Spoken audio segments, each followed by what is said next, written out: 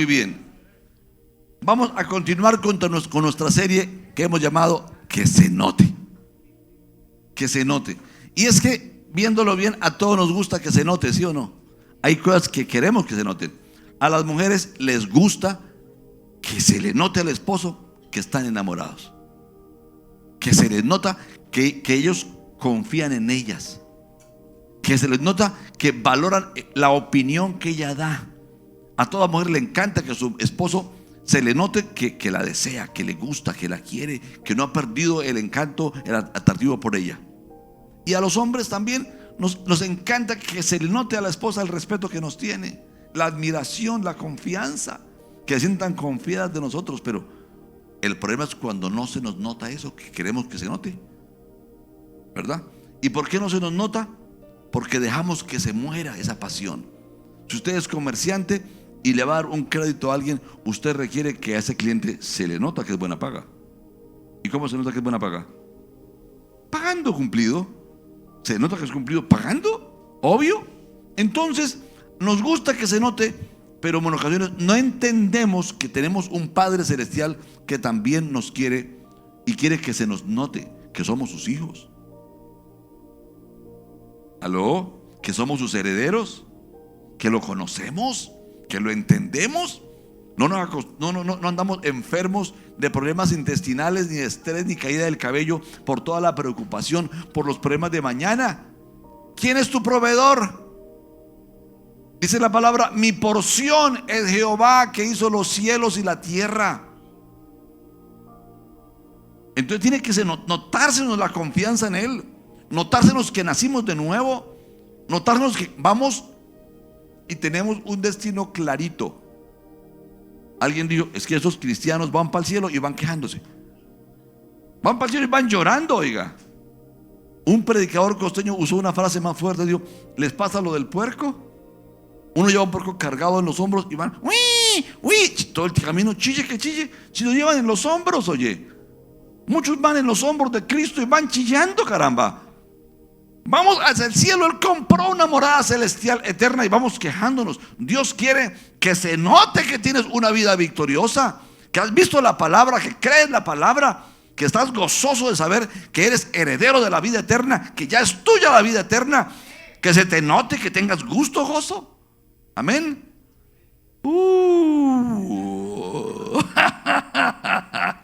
¿Quién de ustedes va a tomar la decisión esta semana de voy a trabajar para que se me note que soy un hijo o una hija de Dios, que soy embajador del Cristo, que soy coheredero juntamente con Él, que soy nueva criatura, que soy lleno del Espíritu Santo, que el bien y la misericordia del Señor me acompañan todos los días de mi vida? No voy a estar aborisconcholado ni dándole rienda a pensamientos contrarios. Voy a darle rienda a lo que la palabra dice para mí. Amén. Muy bien. Vamos a mirar algunos pasajes sencillos.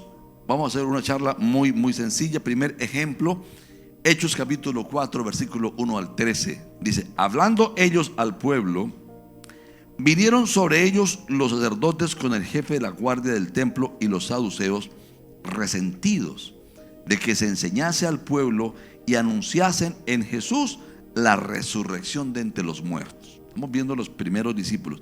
Esta era la iglesia primitiva y así tenemos que ser nosotros, usted y yo. Les echaron mano y los pusieron en la cárcel hasta el día siguiente, porque era ya tarde. Pero muchos de los que habían oído la palabra creyeron, y el número de los varones era como 5,000. Aconteció al día siguiente que se reunieron en Jerusalén los gobernantes, los ancianos y los escribas, y el sumo sacerdote Anás, Caifás y Juan y Alejandro, y todos los que eran de la familia de los sumos sacerdotes. Y poniéndoles en medio les preguntaron: ¿con qué potestad o en qué nombre habéis hecho vosotros esto? Entonces Pedro, lleno del Espíritu Santo, les dio: gobernantes del pueblo, honorables gobernantes, y ancianos de Israel, puesto que hoy se nos interroga acerca del beneficio hecho a un hombre enfermo. Recuerda que era un paralítico, ¿no? Y a todo el pueblo de Israel, que en el nombre de Jesús el Cristo de Nazaret, a quien vosotros crucificasteis y a quien Dios resucitó de los muertos, por él, este hombre está en vuestra presencia sano. Ya no estaba tullido de nacimiento, ahora caminaba y corría. Este Jesús es la piedra reprobada por vosotros los edificadores, la cual ha venido a ser cabeza del ángulo, y en ningún otro hay salvación, porque no hay otro nombre bajo el cielo dado a los hombres en que podamos ser salvos. Qué predicación tan concreta. Entonces, viendo el denuedo de Pedro y de Juan, y sabiendo que eran hombres sin letras y del vulgo, se maravillaban y les reconocían que habían estado con Jesús. Es que se les nota que son discípulos de Jesús. ¡Qué barbaridad! Tienen el poder para sanar a los enfermos. Venimos a amenazarlos, los metimos presos y no se amedrentan. Al contrario, tienen la osadía de retarnos a creer que ese que despreciamos sí es el Cristo. Es que se nota que andaba con Jesús. Se les nota. Dios quiere que se te note, que tengas poder, que tengas una vida vibrante, que el Espíritu Santo fluya en ti, que se manifieste como en ellos, que se te note. Y está ejemplo de ahí, ese testimonio que es evidente que caminaban con Jesús, porque Él quiere que también en el tiempo se note. Se note, de pronto sin hablar mucho, porque es que una imagen habla más que 1000 palabras. Muy bien. El apóstol Pablo quería que también se le notara a todos los discípulos, ¿no? En 1 Timoteo capítulo 4, en el versículo 12 en adelante, por favor búsquenlo. Capítulo 4, versículo 2 al 15. Seguramente lo van a publicar aquí en la página. Dice: ninguno tenga en poco tu juventud, sino sé ejemplo de los creyentes en palabra. Mire cómo le está hablando Pablo a un discípulo jovencito, a un nuevo pastor, a un nuevo obrero, a Timoteo. Sé ejemplo de los creyentes en palabra, conducta, amor, actitud o espíritu, fe y pureza. Sea ejemplo, o sea, que se le note, papá. Sea modelo. ¿En qué? En la palabra, en la conducta, en la fe, en el amor, que sea manifiesto. ¿Por qué? Porque usted está ahí como obrero, y si a usted no se nota, entonces a los demás menos. Y dice: no descuides el don que hay en ti, que te fue dado mediante profecía con la imposición de las manos del presbiterio. Ocúpate en estas cosas. Ojo, permanece. Permanece. ¿Por qué permanecer? Porque Él quiere que sea un río los próximos 100 años en tu vida. No por una temporadita.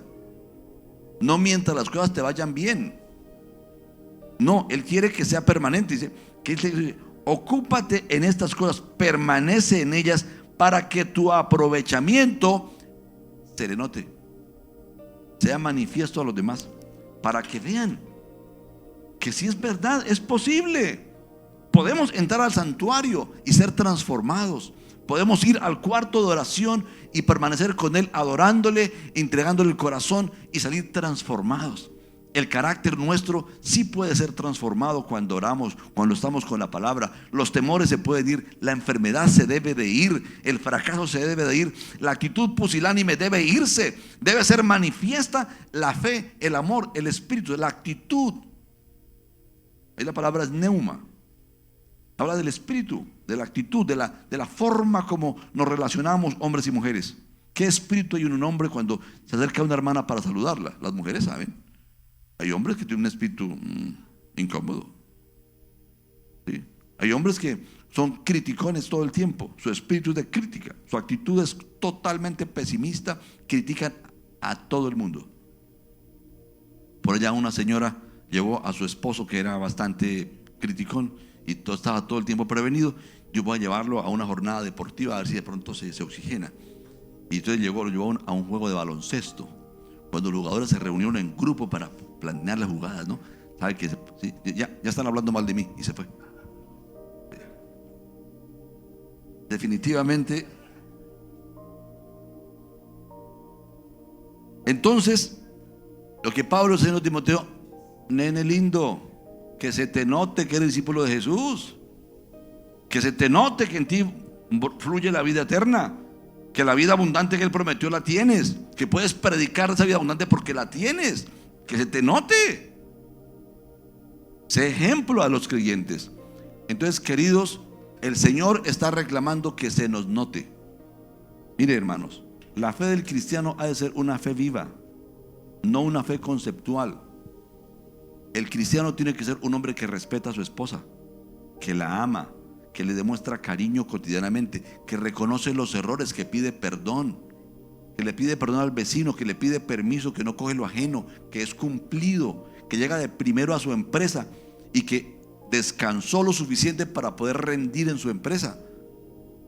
O sea, procura dar lo mejor, también cotiza su trabajo. Un cristiano tiene que ser ejemplo de excelencia, que hagan mal las cosas otros, que malgasten los materiales otros, pero el cristiano no. Porque en todo tiene que demostrar que es un hijo de Dios, ser considerado con la empresa, no robarle a la empresa, no murmurar del empresario, sino ser un hombre respetuoso en todo. ¿Sí me hago entender? Y también de manera práctica. Hay una vecina enferma, hay que visitar a la vecina. Hay que llevarle al mercado, hay que ayudarle a lavar la loza, hay que hacerle el almuerzo, hay que cuidarle a los niños. Está pasando por miseria, el esposo la abandonó, hay que ir a orar por ella y consolarla, porque los ¿cómo se llaman los aparitos negros? Ellos sí la visitan porque está atribulada. Ellos sí la van a visitar para hacerle malas propuestas. Los gallinazos, los carroñeros, los que aprovechan la ocasión de una persona en crisis para buscar aprovecharse de la crisis del otro. Ellos sí van a visitar. Pero la iglesia tiene que estar ojo abierto a quién socorre, por quién ora, a quién está haciendo la jugada, haciendo lo que nos corresponde hacer, que se nos note que somos lumbreras, un instrumento de Dios para traer solución a los problemas de los demás. Una palabra de fe muchas veces es más eficaz que un cheque con muchos ceros. Una palabra de fe a tiempo, una oración a tiempo. Pero para eso se requiere que decidamos que se nos note. Así brillen vuestras obras delante de los hombres, para que glorifiquen a vuestro Padre que está en los cielos. Vosotros también, como antorchas vivas, resplandeced en medio de esta generación malvada y perversa. ¿Cómo? Siéndole fiel a la esposa, siendo fiel al esposo, abriendo la boca para hablar cuando tienen que hablar, confrontando, denunciando lo incorrecto. Y por supuesto, hay que abrazar al huérfano, hay que visitarlo, hay que invitarlo a almorzar a la casa, no una vez, 2, 3, 4, 5, 6, 7 meses. Ayudarlo a encontrar empleo, darle una mentalidad de superación, no de víctima, sino de conquistador, de hijo de Dios. Pero para eso se requiere compromiso, y esta generación lastimosamente nos hemos vuelto egoístas, cerramos el corazón y no queremos comprometernos con ayudar a otros. Y esa flojera se nos acabó, porque Dios está diciendo: hijo, que se te note que sos mi hijo, que se te note que sos mi cuerpo. Es lo que está hablándonos ya por 3 domingos seguidos. Y la verdad, sin ánimo de presumir, yo creo que a estas alturas de mi vida yo tengo algunos sermones para predicar. Pero el tema que Dios me ha dicho es: háblales, que se les note. El mundo que nos rodea está harto de religiosos, está fastidiado de gente religiosa, pero sin compromiso. El mundo que nos rodea necesita vernos haciendo las cosas. Lo primero que deben ver tus hijos cada mañana es que cuando ellos se despiertan es porque escuchan tus sollozos clamando por la nación de la tierra. Que te vean orando. Aquí solamente somos 100 personas. En Medellín somos 5 millones. Prácticamente no existimos. 100 personas frente a 5 millones. ¿Y qué pasa con los demás que no son cristianos? ¿Nos importan? ¿Oramos? ¿Tenemos una lágrima por ellos? ¿Cuántos enfermos van cada año al hospital? Yo le puedo garantizar que van por lo menos 3 veces más que las personas que van a los hospitales, a las iglesias. Pero no tenemos cristianos suplicando el don del Espíritu Santo de sanidades y milagros para ir a buscar a los enfermos y manifestar el poder de Dios. Hay un hombre llamado John G. Lake, conocido como el doctor de Dios. Este hombre oró por unción para sanar enfermos. Chicago, en el tiempo que él estuvo en Chicago, fue la ciudad con mejor salud del mundo.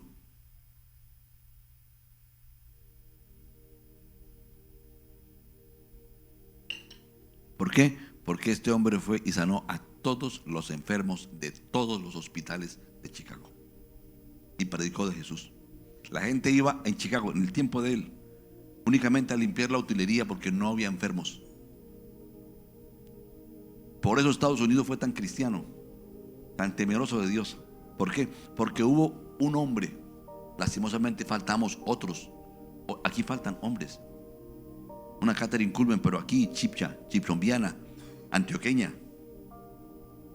que le crea a Dios, que busque a Dios profundamente por la unción de sanidad y milagros, para manifestar al Cristo glorioso y libertar a tanta gente cautiva de la enfermedad. Pero no queremos ese tipo de fe. Queremos creer en un Dios que nos multiplica los bienes, que nos enriquece, y no un Dios que nos enseña a amar a los demás. Yo digo, es tiempo de arrepentirnos. Estamos a tiempo.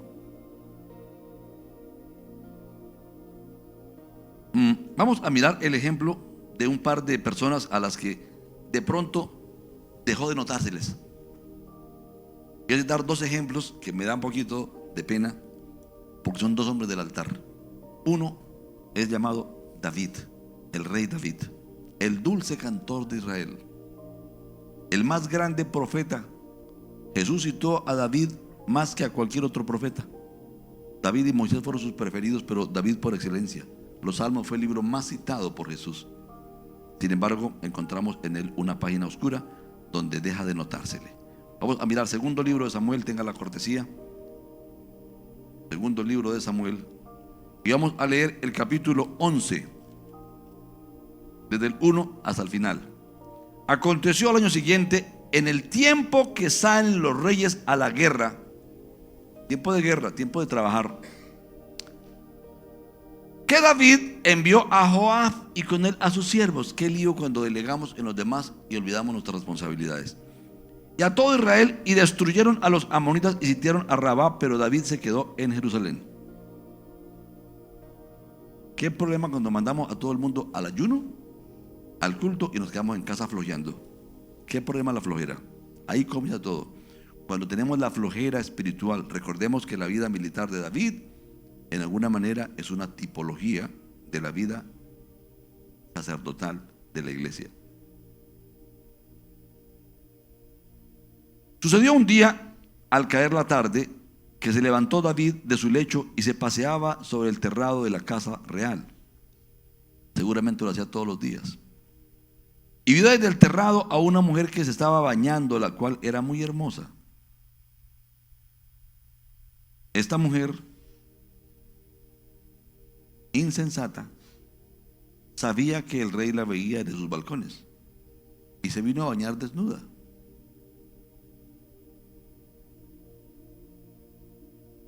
El diablo la inquietó. ¿Qué hace una mujer casada bañándose desnuda en una terraza donde la miran los vecinos? Envió David a preguntar por aquella mujer y le dijeron: aquella es Betsabé, hija de Eliam, mujer de Urías Eteo. Es casada, está comprometida, frena de tal, aquí, párela ahí. Pero él no se detuvo ante eso.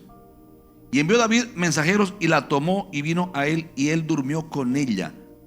Luego ella se purificó de su inmundicia y se volvió a su casa. No sabemos si ella amaba al esposo, pero yo presiento que era una mujer enamorada de su marido. Sin embargo, el abuso del poder del rey es tan notorio y tan cruel. Un rey no se le puede resistir nada. Si él pide una finca, se le da. Si él pide animales, se les da. Si pide lo que pida, se le da, porque es el dueño de todo lo que él pida. El dueño del imperio. Así que es un caso craso de abuso de poder, abuso de autoridad. Y concibió a la mujer y envió a hacerlo saber a David diciendo: estoy encinta. Entonces David envió a decir a Joab: envíame a Urías Eteo. Y Joab envió a Urías a David. Y cuando Urías vino a él, David le preguntó por la salud de Joab y por la salud del pueblo y por el estado de la guerra. Después dijo David a Urías: desciende a tu casa y lávate tus pies. Y saliendo Urías de la casa del rey, le fue enviado presente de la mesa real. Mas Urías durmió a la puerta de la casa del rey con todos los siervos de su señor, y no descendió a su casa. E hicieron saber esto a David, diciendo: Urías no ha descendido a su casa. Y dijo David a Urías: ¿no has venido de camino? ¿Por qué pues no desciendes a tu casa? Y Urías respondió a David: el arca de Israel y Judá están bajo las tiendas, y mi señor Joab y los siervos de mi señor están en el campo.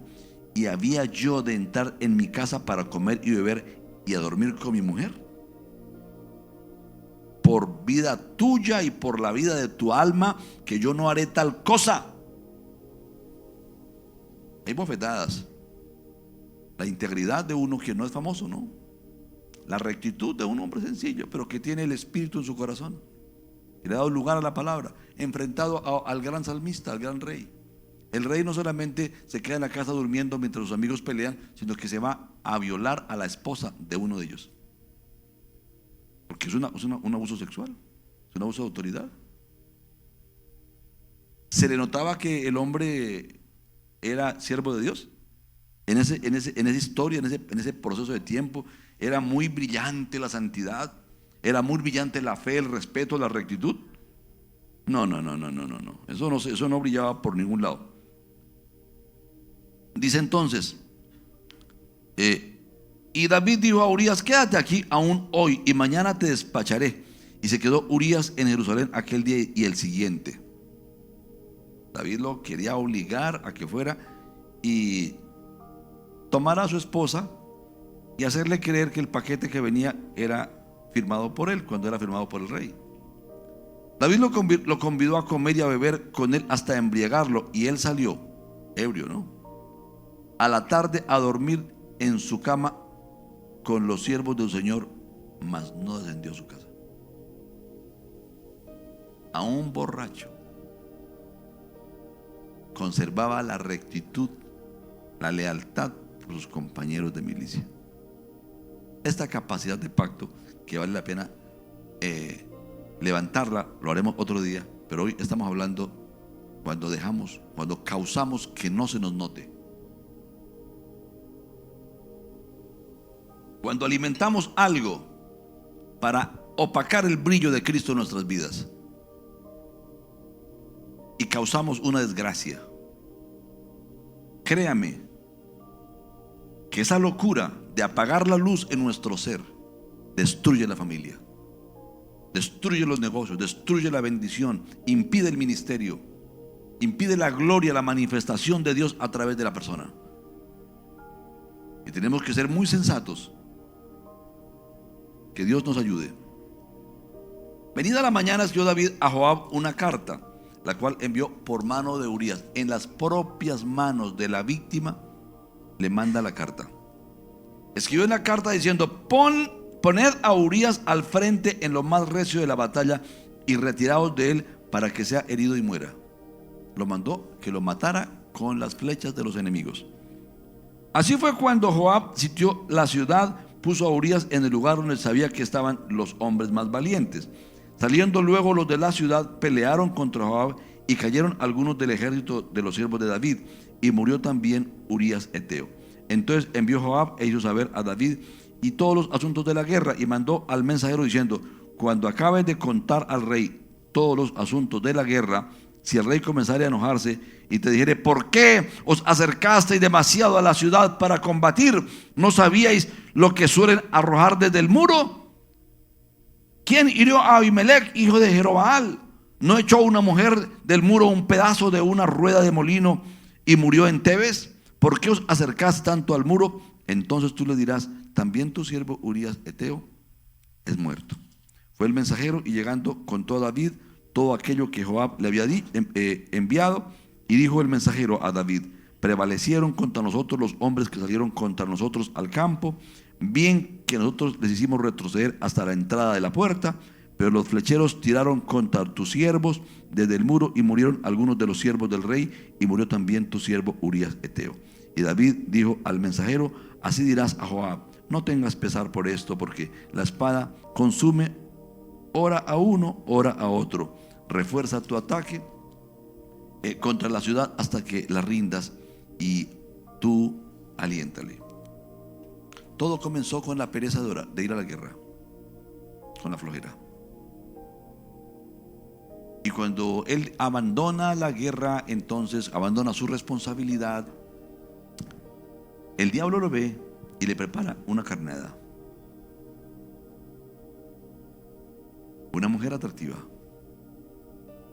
Entonces viene la concupiscencia y viene un descenso. Pero es un descenso perpendicular, una cosa monstruosa, como que fuera por un deslizadero pero que está aceitado, ¿sí? A una velocidad de vértigo. La trae, ya la estaba provocado de ella, entonces él usa su poder para llegarse a ella. Ya cometió adulterio, ya abusó de su poder de rey, ya está equivocado. Él conoce la ley, sabe que el adulterio es adulterio. Pero no conforme con eso, manda a traer al marido de la mujer para hacerle pensar que el hijo que viene en su vientre es de él. Lo quiere engañar y se encuentra con la integridad de este hombre. La integridad y la inocencia de él lo guardó. La integridad nos guarda, nos protege del mal. Cuando somos íntegros y rectos nos libra Dios siempre. Entonces, no contento con esto, lo manda a matar. Y no contento con mandarlo matar, lo hace matar. Pero después involucra a otros para que sean cómplices del homicidio. Y es otro abuso de poder. Es una vergüenza lo que hace David. La Escritura nos cuenta que durante ese año no oró. No oró. No buscó de Dios. ¿Usted cree que los que fueron cómplices no se dieron cuenta que él cometió un crimen? Máxime a los días cuando aparece la mujer embarazada y él la toma por mujer, cuando ya pasó el luto la toma por esposa, pues todo el mundo se dio cuenta que el pícaro fue él. Eso salió, los soldados se dieron cuenta.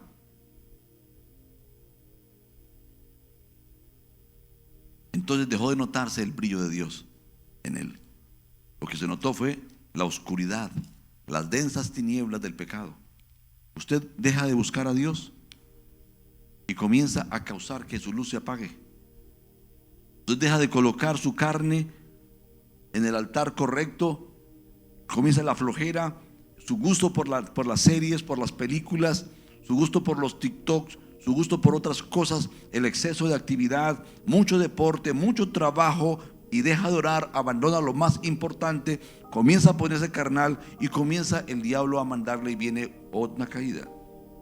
Porque ahí sucede. Entonces terminamos siendo, ¿qué cosa? El hombre que ya no le gusta a la esposa, ya no tiene atractivo por ella, la abandona. O al contrario, el hombre que ya no trata bien a sus empleados, ya no cumple los deberes, ya no cumple las responsabilidades.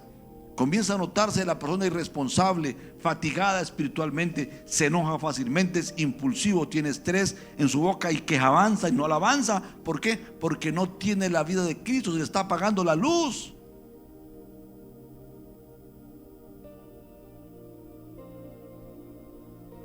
No tiene fe para compartirle un mercado a un familiar necesitado. No tiene fe, le da tacañería compartir lo que dije, el huérfano comiendo desayuno, almuerzo y cena en nuestra casa. Al segundo día ya lo fatiga porque está sin fe. En vez de saber que Dios le va a recompensar y le va a multiplicar su alacena, porque usted en su nombre le está prodigando alimento al necesitado.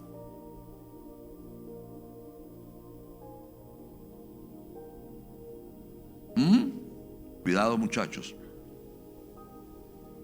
Entonces dice capítulo 12, Jehová envió a Natán a David, y viniendo a él le dijo: había dos hombres en una ciudad, el uno rico y el otro pobre. El rico tenía numerosas ovejas y vacas, pero el pobre no tenía más que una sola corderita que él había comprado y criado, y que había crecido con él y con sus hijos juntamente, comiendo de su bocado y bebiendo de su vaso y durmiendo en su seno, y la tenía como una hija.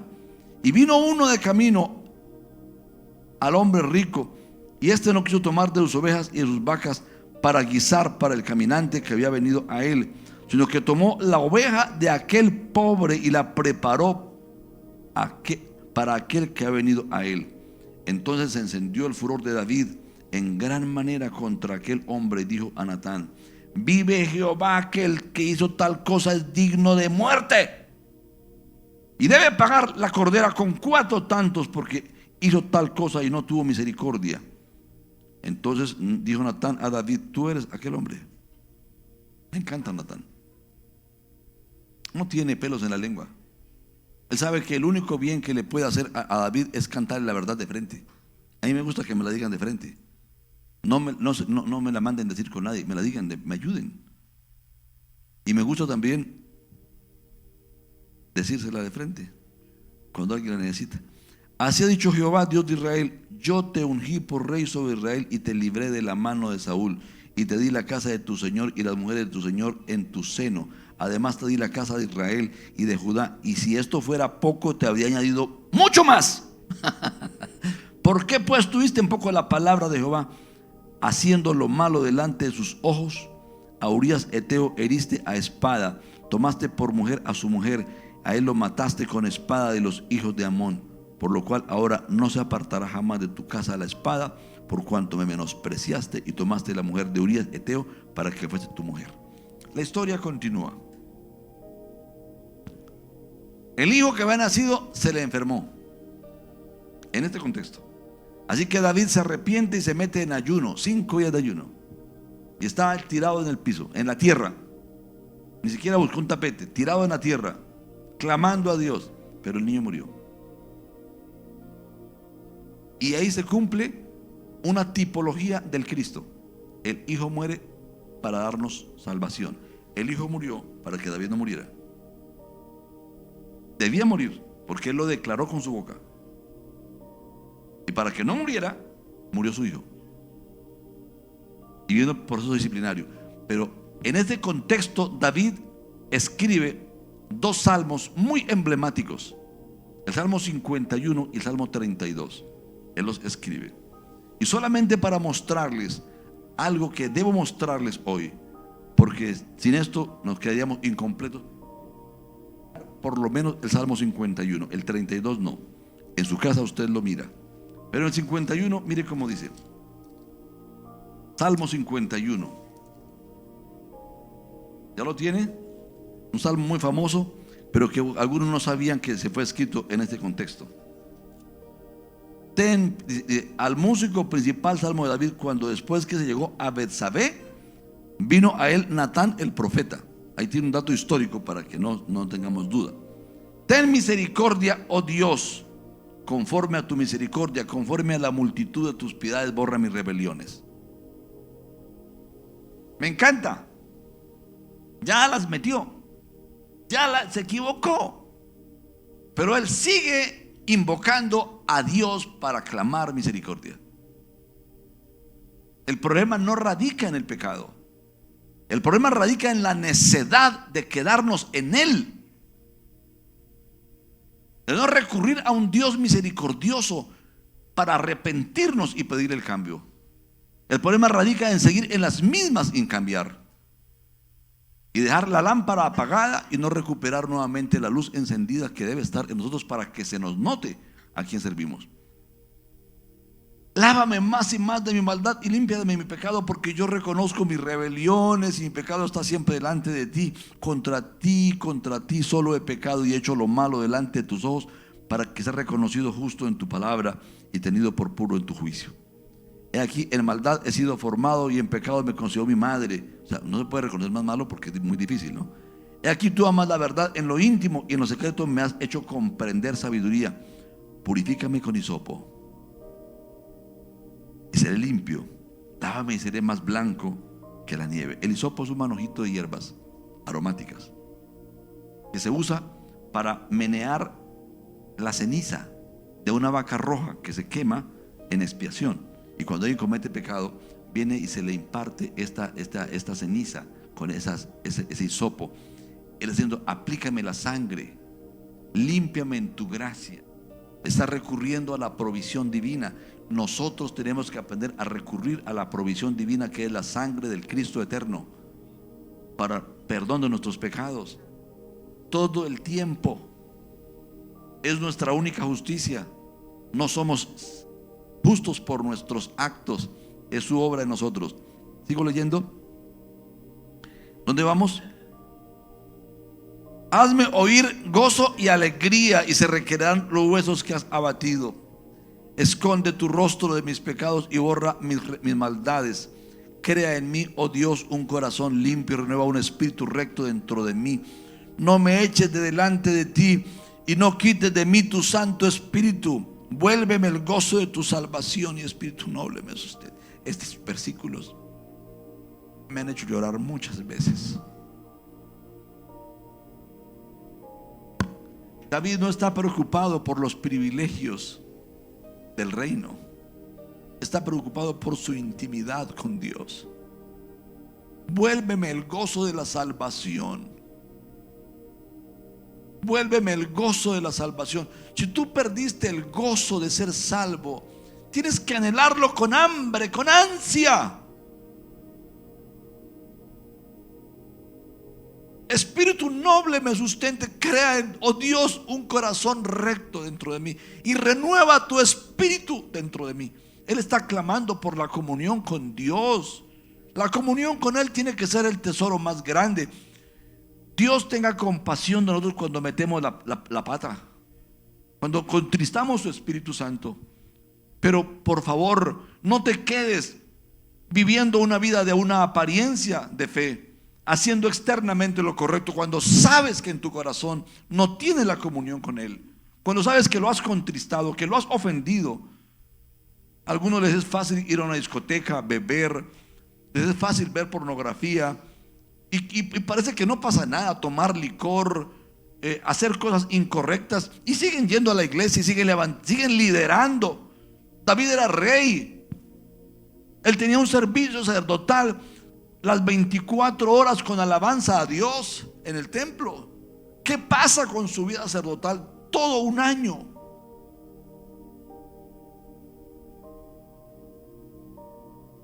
Pero gloria a Dios que Él se dispuso, y nos queda el testimonio, y nos queda el testimonio de cómo Dios lo restaura.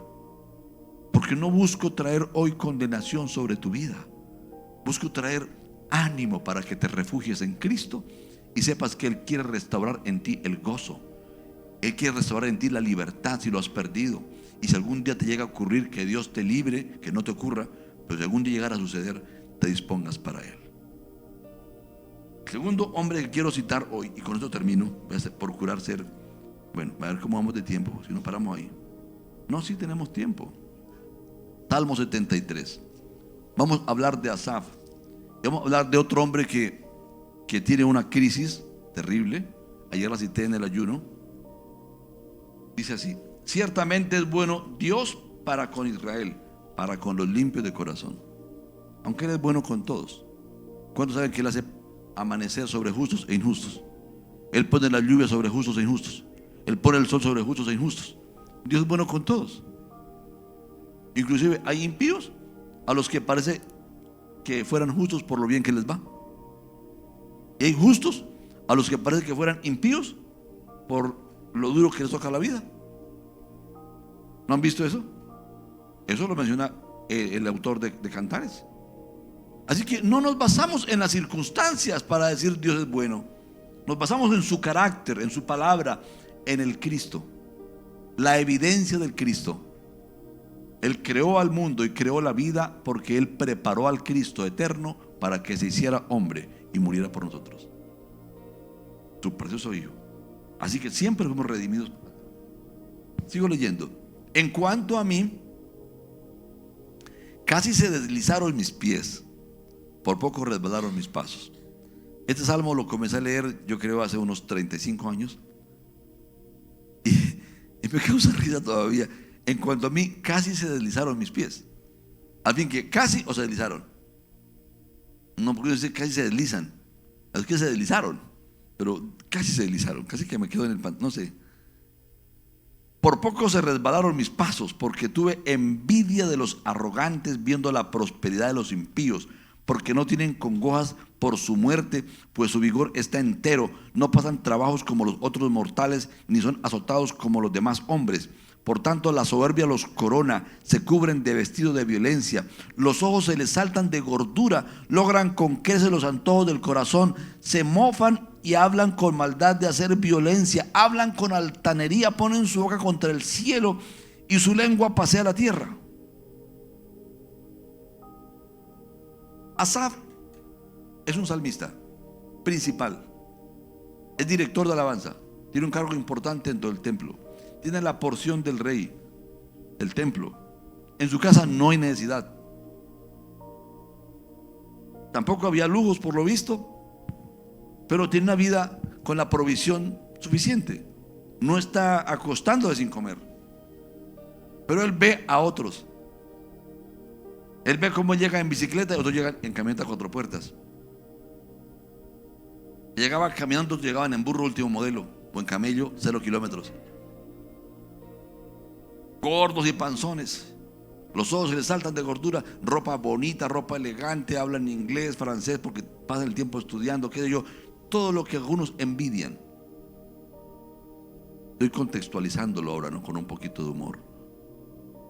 Pero él se llena de envidia y le da lugar a reflexiones y comienza a creer que el bien del hombre radica en los beneficios terrenales.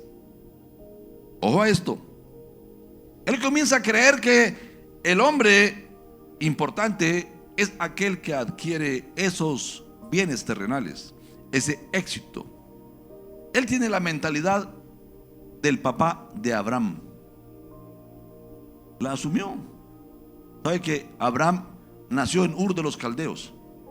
Y el papá le puso Abraham porque significa padre enaltecido. O sea, el que tiene siervos, el que manda a los demás, el mandacallar, el dueño, el terrateniente.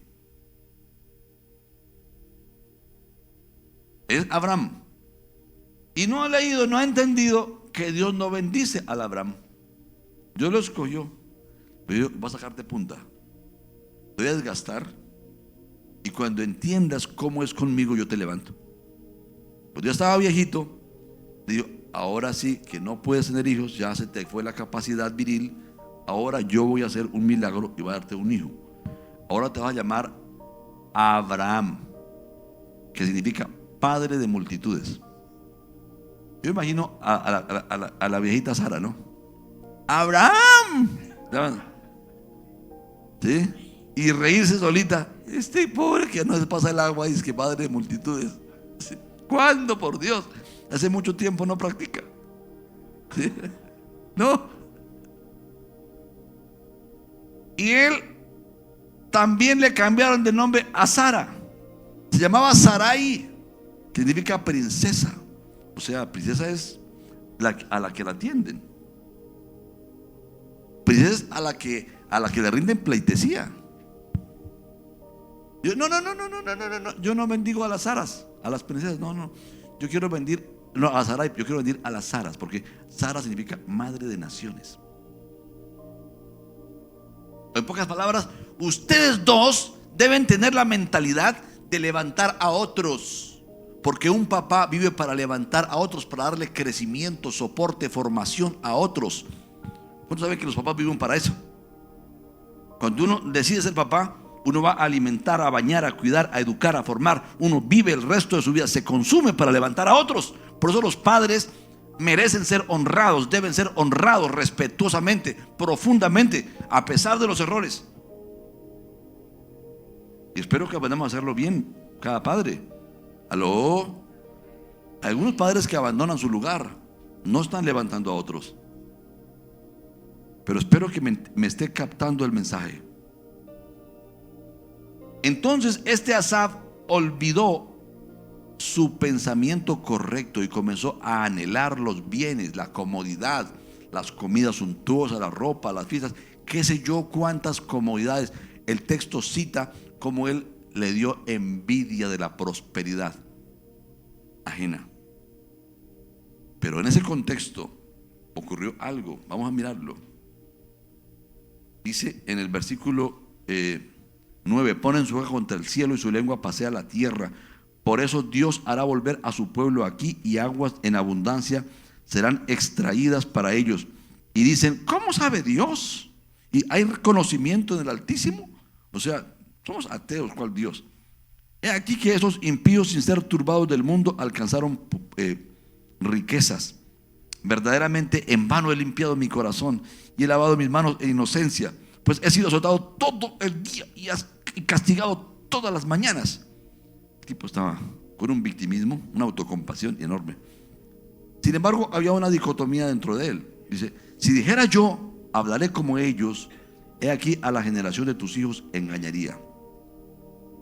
Cuando pensé para saber esto, fue duro trabajo para mí, hasta que entrando en el santuario de Dios, ojo a esto, hasta que entrando en el santuario de Dios, comprendí el fin de ellos.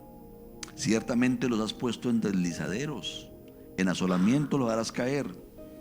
¿Cómo han sido asolados de repente? Perecieron y se consumieron de terrores, como sueño del que despierta. Así, Señor, cuando despertares menospreciará su apariencia. Apariencia.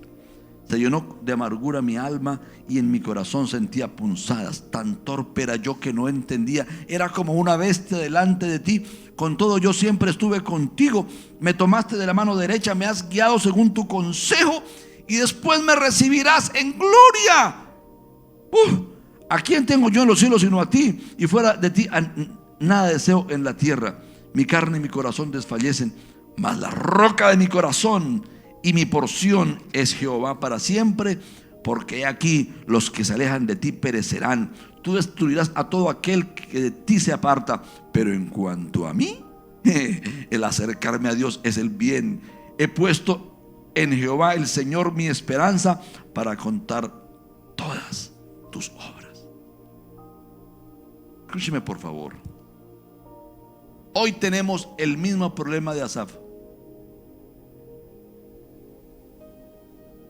Hay un movimiento que lleva décadas en la iglesia, pudriendo la iglesia,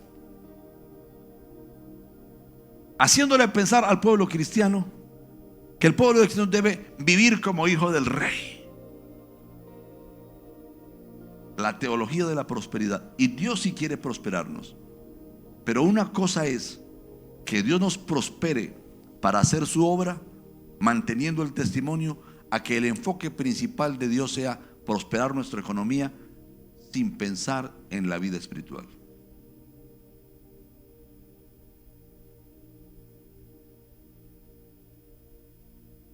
Un pastor entregó una iglesia, tenía 72 jóvenes discipulándolos para la formación pastoral, y entregó la iglesia porque la iglesia lo trasladó. Y vino un siguiente pastor con una mentalidad diferente. Dijo, ustedes son bobos, ustedes tienen que pensar en conseguir plata. El mundo va a creer en Dios cuando los vea prósperos. El mundo va a creer en Dios cuando vea los beneficios. Ustedes tienen que ser empresarios. Mírenme a mí que tengo empresa. Ahora ese hombre ni es pastor y ninguno de los 72 es alumno de pastorado. ¿Por qué? Porque una mentalidad que le vino a hacer pensar, te tiene que pensar en su jubilación. Y claro, hay que pensar en la jubilación. Tiene que pensar en, no, usted consiga dinero. Es la mentalidad de primero el dinero.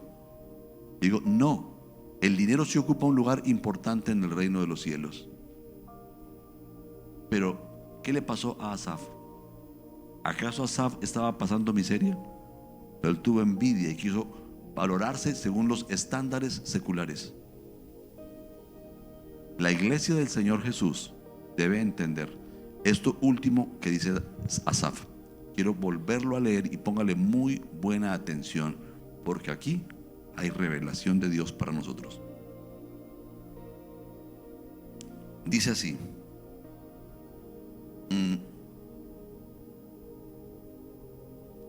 se llenó de amargura mi alma. ¿Cuándo? Cuando él entendió. Le dio dolor, vergüenza. En mi corazón sentía punzadas, la voz del Espíritu redarguyéndolo. Tan torpe era yo que no entendía, era como una bestia delante de ti. Con todo, yo siempre estuve contigo. Hay una gran diferencia de estar con Dios a no estar con Él. Me tomaste de la mano derecha, estoy siendo dirigido por ti. Me has guiado según tu consejo y después me recibirás en gloria. porque ¿acaso nuestra riqueza es terrenal? ¿No dijo Jesús, mi reino no es de este mundo?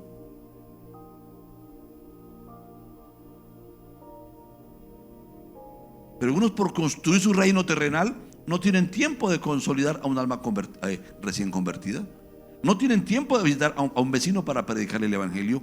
No tienen tiempo de comprometerse con una jornada de ayuno, de oración, de intercesión por los demás. No tienen tiempo de asumir un ministerio. Llevan años en la vida cristiana, no han ganado un alma. ¿Por qué no ganan un alma? ¿Por qué no tienen la vida de Cristo? ¿Por qué no la tienen? Porque no la buscan, porque no les interesa. Les interesa seguir trabajando para conseguir dinero. Y perdóneme, está bien seguir trabajando. Mi padre y yo hasta hoy trabajamos, dice la palabra. Pero debemos tener prioridades. Y la prioridad es buscar primeramente el reino de Dios y su justicia, y las demás cosas vendrán por añadidura.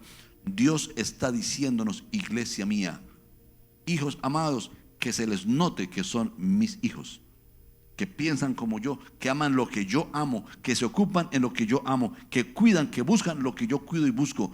Hijos que realmente me representen en la tierra. Yo quiero que ustedes sean mi cuerpo, del cual me sienta orgulloso.